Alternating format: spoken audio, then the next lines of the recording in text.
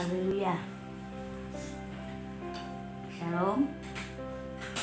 Allah kita adalah Allah yang baik, Allah yang senantiasa menyertai dan memberkati saudara dan saya. Puji Tuhan. Saat ini kita kembali diberikan kesempatan untuk mendengarkan firman-Nya yang akan kita baca di dalam Kolose pasalnya yang kedua, ayatnya yang ke-7, dan berbunyi demikian: hendaklah kamu berakar di dalam Dia dan dibangun di atas Dia. Hendaklah kamu bertambah teguh dalam iman yang telah diajarkan kepadamu, dan hendaklah hatimu melimpah. Puji Tuhan.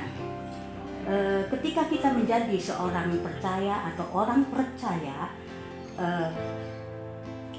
di dalam firman Tuhan diberikan peraturan-peraturan atau diberikan satu ketentuan-ketentuan di dalam hidup ini.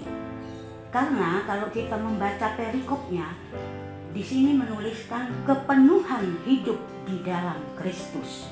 Nah, sebab itu ketika kita menjadi seorang yang percaya kepada kebenaran itu, tentunya kita tidak lepas dari peraturan.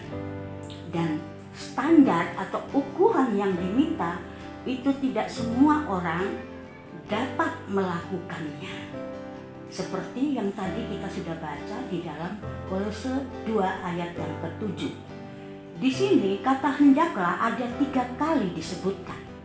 Hendaklah kalau kita terjemahkan atau kita artikan bahwa hendaklah itu adalah suatu kalimat yang mengandung suatu perintah.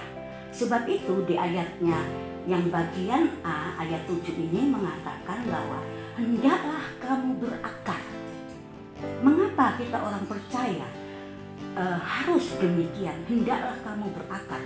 Di dalam Yeremia pasalnya yang ke-17 mengatakan bahwa ketika pohon itu ditanam di tepi aliran air, dikatakan dalam firman Tuhan bahwa dia akan berakar sampai ke dalam. Tentunya kalau akarnya sampai ke dalam tanah itu berarti ada kekuatan. Nah, demikian juga kita orang percaya ketika kita berada di dalam firman Allah, di dalam kebenaran itu, Allah menuntut ada kekuatan yang harus ada di dalam hidup ini. Karena di dalam dunia ini tentunya kita ada banyak hal yang harus kita hadapi.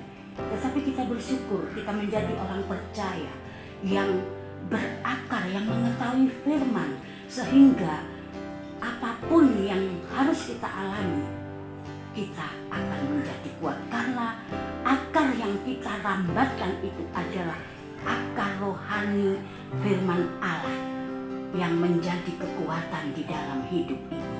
Semakin dalam akar itu merambat di dalamnya, semakin kuatlah kerohanian kita. Nah, ayat selanjutnya mengatakan dan dibangun di atas Dia. Di dalam firman Allah ada contoh 2 macam fondasi yang dikatakan setiap orang percaya ketika perintah itu dilakukan atau dilaksanakan itu disebut orang yang bijaksana. Biasanya orang bijaksana itu dia mengerti bangunannya yang akan dia bangun nanti itu dia dasarkan dengan apa. Tentunya fondasi atau dasar itu dia bangun dengan batu yang kuat dan dicampur dengan bahan-bahan yang lain. Dan demikian juga batu di dalam firman Allah digambarkan adalah Yesus sendiri. Karena Yesus itu adalah batu penjuru. Ketika rohani kita bangun di atas batu karang itu, kita akan kokoh. Walaupun di dalam ayat Matius itu mengatakan ketika banjir datang, badai datang, itu bangunan itu akan tetap kuat, kokoh, teguh, dan sama dengan bangunan rohani kita. kalau kita berdiri di atas bangunan Yesus sendiri, kita akan tetap kokoh. Dan di ayat selanjutnya ini, hendaklah kamu bertambah teguh dan iman yang kamu bertambah teguh dalam iman yang telah diajarkan kepadamu.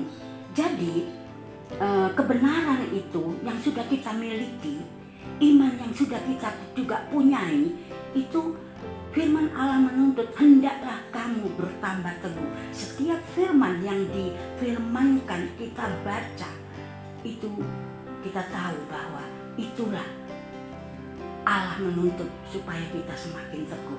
Di dalam Yosua pasalnya yang ke-11 ayatnya yang ke-15 mengatakan bahwa, ya saudara, di sini dikatakan bahwa